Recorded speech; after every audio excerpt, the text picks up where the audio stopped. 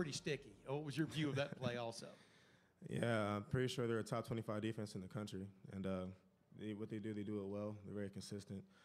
We shot ourselves in the foot a couple times with some penalties, some third and long situations, some first and long situations.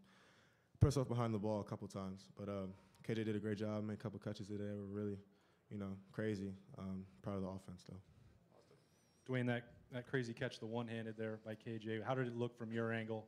How special was that? How much does it help a quarterback to have somebody helping you out like that? At first, I was kind of mad because that play we've been working on all week in practice, and it happens a lot faster. So I wanted him to get his head around. So when he looked, the ball was already there and it's a little behind him, but he made a crazy play. Of course, KJ, a little character, so he's pretty hyped up. But he had a career day today. And to the left, Bill. Offensive line struggled at times today. Could you kind of assess the overall offense? I mean, the offense, everything's going to be pretty. It's going to be adversity no matter who you play, especially with a team like Minnesota. They're a great defense. We decided to fight through adversity, made the plays when it mattered, and definitely a good learning tool for next week. And last question, Ari. Hey, Dwayne. Sometimes it looks like the offense is sputtering, and then you look down at the box score and you're throwing for 400 yards.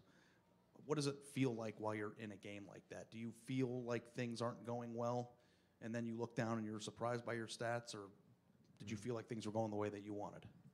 I mean, of course, we wanted to finish a couple drives, score some touchdowns, and have some penalties. But, I want to say frustration, just like, we have higher expectations for ourselves and what we do sometimes on the field. So today was just, figuring out what worked and then going out and executing. Thank you, John. Thank you.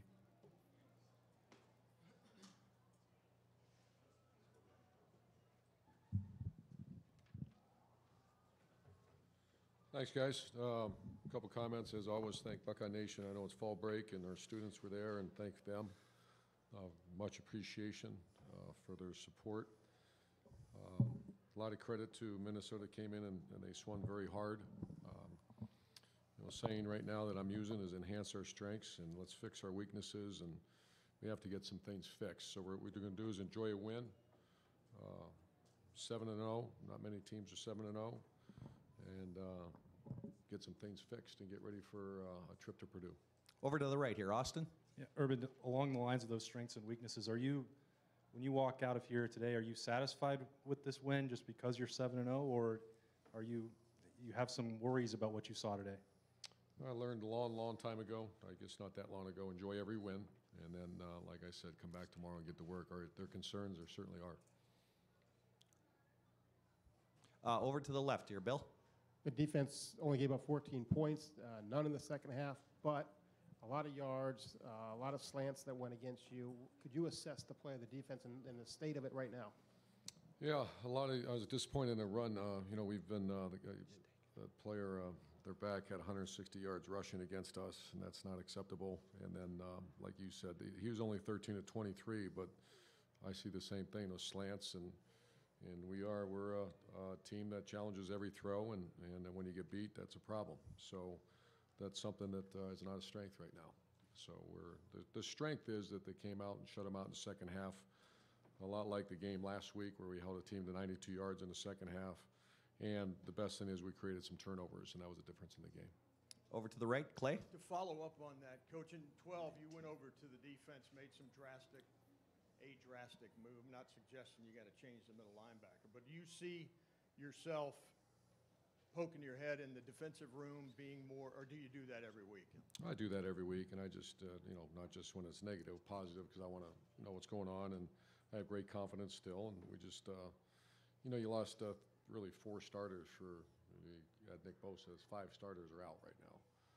And you lost Damon Arnett, you had B.B. Landers really not play, and then you had Malik Harrison and Jonathan Cooper. So everybody's dealing with it, but that's a fact, and we have to play better. Over to the left, Bill. Urban, do you have an update on Thayer Munford yet? Yeah, he rolled his ankle a little bit, and he's got a little bit of a hip issue, but I think he's going to be okay. And then over the last few years, it seems like your offensive line has built momentum throughout the course of the season and finished strong, your offensive line. Just where do you think this group is now? I know today was tough, but are you seeing any consistency there, or is there improvement to be made? Yeah, up to the, I don't know if we played particularly well today. We'll know more after we get a film grade. I'll let you know on Monday how they played. But I saw, we gave up 3 sacks, and we have to keep Dwayne upright. And we're not, the short yardage is not a strength. Red zone is not a strength, and running the ball is not a strength. So that's something we got to get figured out. Over to the right, Tim. Yeah, Urban, KJ Hill's day in a nutshell. I mean, the one-handed catch down the seam for a touchdown, and then the one at the end, it pretty much put it away. But just what have you seen from him lately as far as just rising to the occasion? Not lately. He's been kind of our guy. He's as they all are. I mean, that group's as good a group as I've been around. Just good people, good unselfish guys that block hard and make plays for the quarterback. Over to the left, Ari. Urban, you guys obviously have a different type of offense this year than you've had in the past.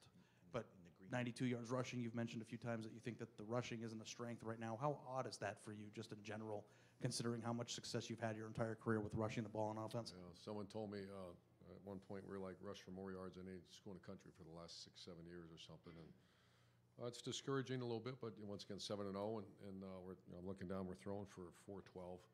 So it is what it is. I just know the game of football and been around it, that at some point you got to line up and do what you do.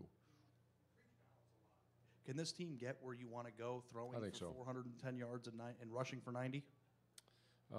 As of today and last week, no, but I think there's signs, and we certainly have 2 good backs, and we just got to get that worked out. And final question over here to the right, Rob. Urban, when you're a passing team, I mean, that's what you've been the last few weeks. Is there a danger that the offensive linemen are going to pass protect and they're going to lose a little of that blocking edge? Have you seen that in your career? Can that happen?